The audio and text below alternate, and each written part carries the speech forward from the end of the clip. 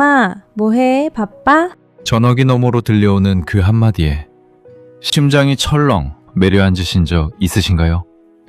시집 가기 전에는 그렇게 전화도 안 하더니 시집 가서 자식을 낳고 나더니 뭐 좀 할만하면 전화기에 불이 나게 옵니다. 그래도 딸 자식이라 반가움이 먼저 올라옵니다. 목소리만 들어도 웃음이 납니다. 그런데 동시에 다른 마음도 따라옵니다. 무슨 일일까? 이 시간에 웬일일까? 이번에는 무슨 일이려나? 받기 전 벨소리가 두세 번 울리는 그 짧은 사이에 이미 머릿속으로 몇 가지 경우의 수를 그려봅니다. 손주 봐달라는 부탁일까? 급전이 필요한 걸까? 아니면 그냥 안부 전화일까? 전화를 받는 순간 두 마음이 겹칩니다. 자식 목소리를 들어 좋은 마음과 이번엔 또 뭐지? 걱정스러운 마음. 둘 다 진짜입니다. 어느 쪽도 거짓이 아닙니다. 그런데 많은 분들이 이 중 한쪽을 억누릅니다. 지치는 마음은 숨기고 반가운 마음만 남겨두려 합니다. 그렇게 살아온 세월이 몇 달이 아니라 몇십 년입니다. 그 세월이 쌓이면 몸이 먼저 알려줍니다. 허리가 아프고 잠이 얕아지고 이유 없이 눈물이 납니다. 정작 본인은 왜 그런지도 모릅니다. 그저 나이 탓이려니 하고 넘깁니다. 나이 탓이 아닙니다. 마음 한쪽을 오래 눌러온 탓입니다. 자식을 사랑하는 것과 나를 지키는 것. 이 둘은 반대말이 아닙니다. 하나를 택하면 하나를 버려야 하는 게 아닙니다. 둘 다 가질 수 있습니다. 다만 그 방법은 모르고 살아온 것뿐입니다. 그 전화가 다시 온다면 무엇을 지키고 무엇을 내어줄지 정하고 계신가요? 첫째, 무기한 돌봄 요청을 거절하십시오. 기간을 정하지 않은 부탁은 평생 부탁이 됩니다. 64세 임영자 씨는 딸의 출산 후 몸조리를 도와주러 딸 집에 갔습니다. 원래는 3주만 있기로 했습니다.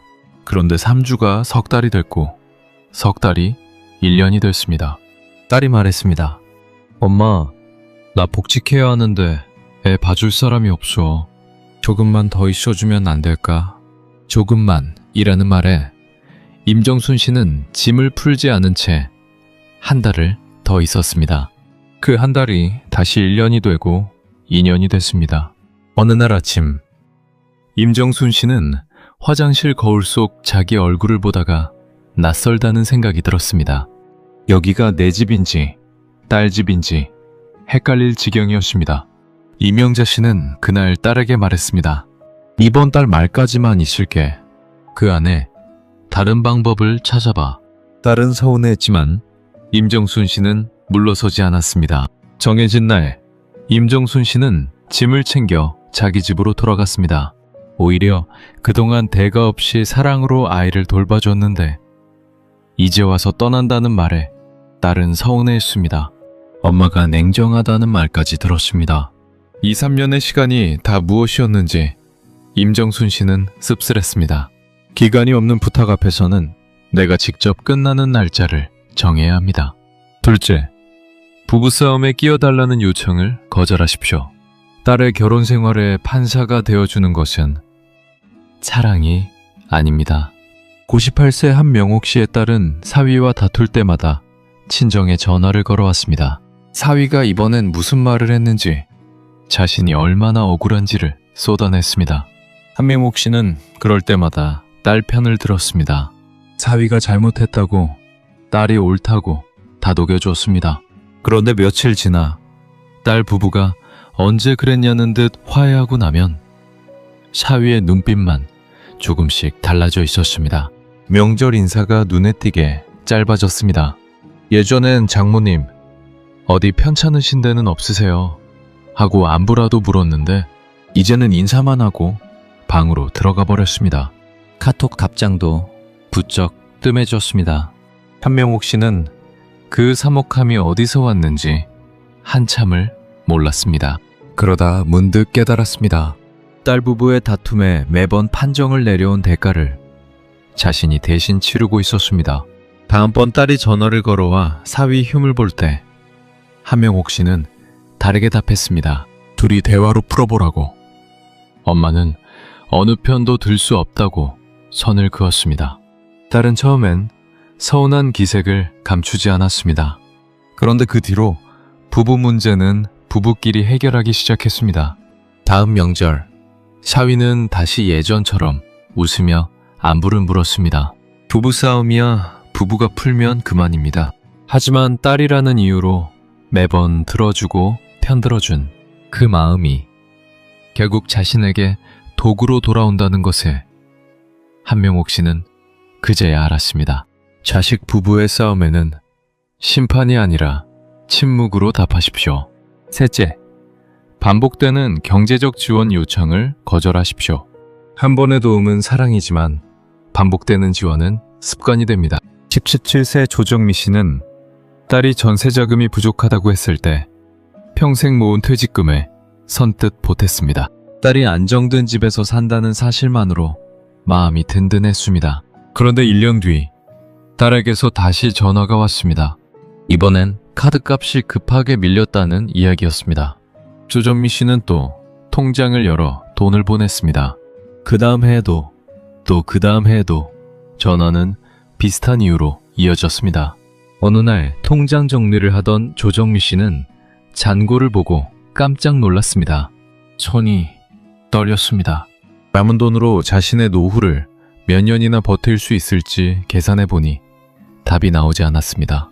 병원비도 관리비도 앞으로 살아갈 날들도 다 그 통장 하나에 달려 있었습니다. 조정미 씨는 딸에게 이제는 여윳돈이 없다고, 이번엔 도와줄 수가 없다고 말했습니다. 딸은 서운한 티를 내지만 조정미 씨는 통장 내역을 보여주며 담담히 말했습니다. 내 노후도 나 혼자 책임져야 한다고. 그것이 순리라고 했습니다. 돈은 한 번 내어주면 다음번엔 당연한 것이 됩니다.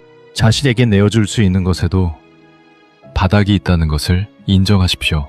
넷째, 명절 노동을 전담하라는 요구를 거절하십시오. 명절의 며느리 노릇, 딸이 시켜서는 안 됩니다.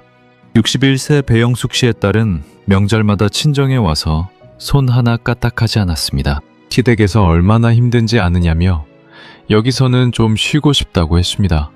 배영숙 씨는 그 말이 안쓰러워 10수년째 혼자 전을 부치고 나무를 묻히고 상을 차렸습니다. 딸은 소파에 누워 휴대폰을 들여다보며 명절 내내 손님처럼 지냈습니다.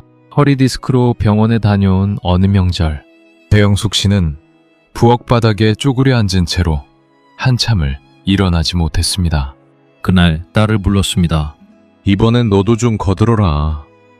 엄마 몸이 예전 같지 않다. 딸은 놀란 얼굴로 앞치마를 둘렀습니다. 서툰 손으로 나무를 묻히는 딸의 뒷모습을 배영숙 씨는 말없이 지켜봤습니다. 며느리로서 힘든 것과 딸로서 손을 보태는 것은 전혀 다른 문제입니다. 그 둘을 구분하지 못하면 친정은 딸에게 쉼터가 되고 어머니에게는 또 다른 노동의 자리가 됩니다. 내 몸이 감당할 수 있는 만큼만 명절을 준비하십시오. 다섯째, 죄책감을 이용한 부탁을 거절하십시오.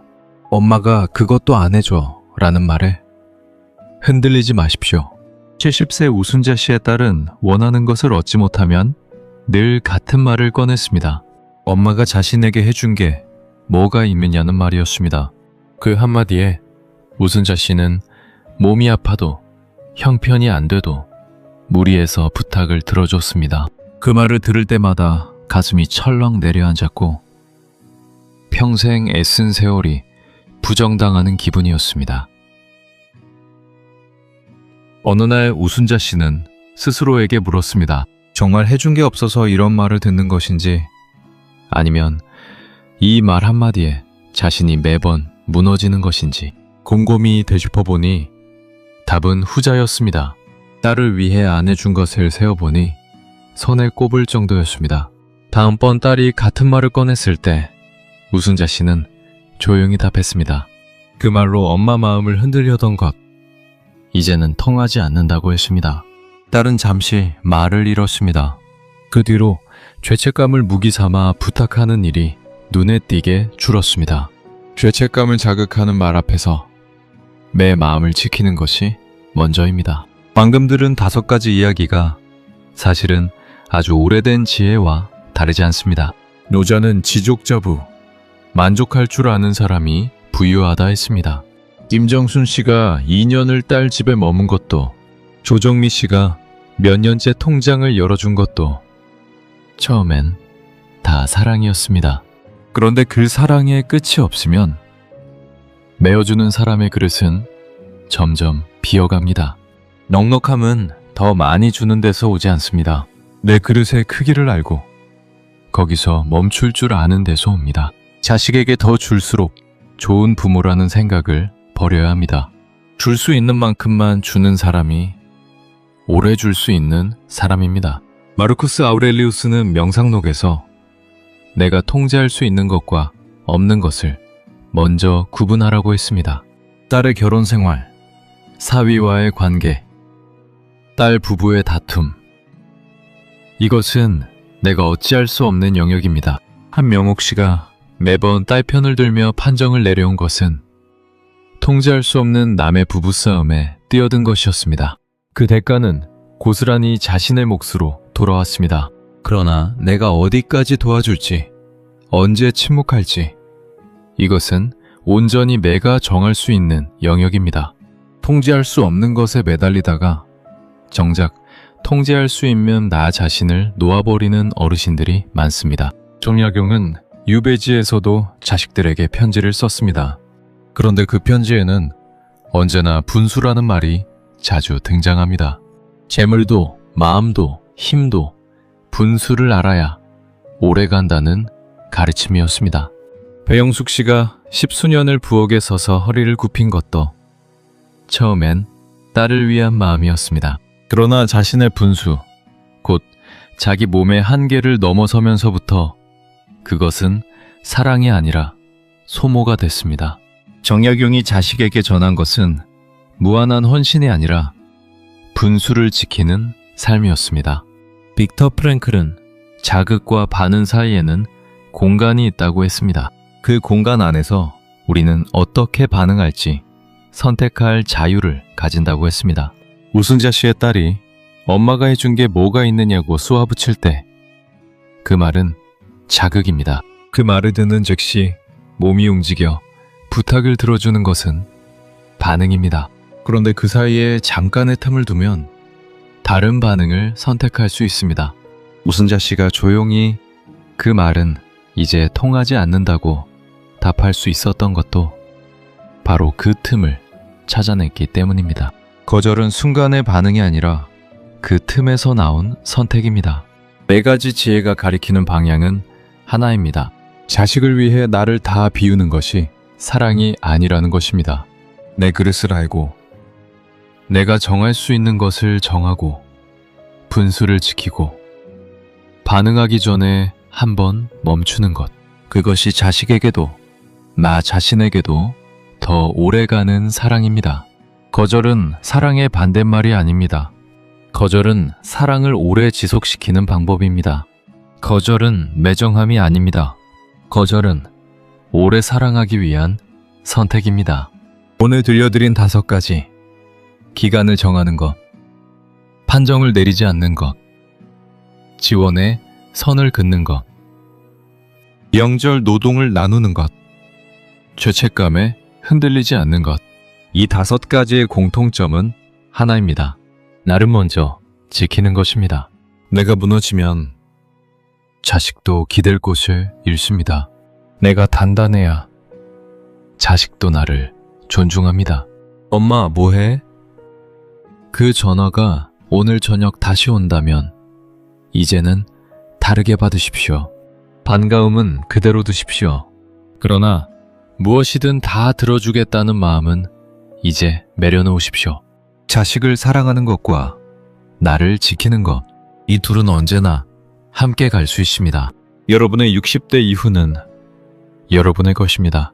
그 삶을 부디 지켜내시길 바랍니다.